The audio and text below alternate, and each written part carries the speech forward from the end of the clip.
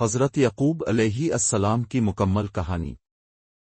حضرت یعقوب علیہ السلام حضرت اسحاق علیہ السلام کے بیٹے اور حضرت ابراہیم علیہ السلام کے پوتے تھے۔ آپ کو اسرائیل بھی کہا جاتا ہے اور آپ ہی کی اولاد کو بنی اسرائیل کہا جاتا ہے۔ اللہ تعالیٰ نے آپ کو نبوت عطا فرمائی اور سیدھے راستے پر چلایا۔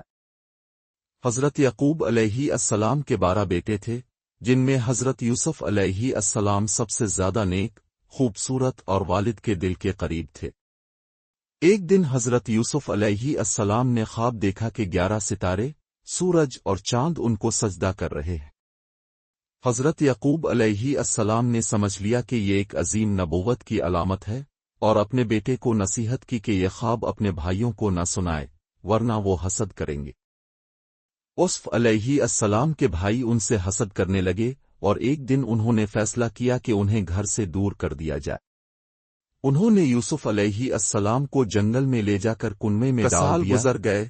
حضرت یعقوب علیہ السلام کی آنکھوں کی بینائی بھی بیٹے کے غم میں کمزور ہو گئی، مگر امید نہیں چھوڑی۔ بالآخر اللہ تعالیٰ نے یوسف علیہ السلام کو مصر کا حکمران بنایا، اور قحط کے زمانے میں حضرت یعقوب علیہ السلام کے بیٹے اناج لینے مصر آئے۔ یہ وہ لمحہ تھا جب اللہ نے باپ اور بیٹے کو دوبارہ ملا دیا۔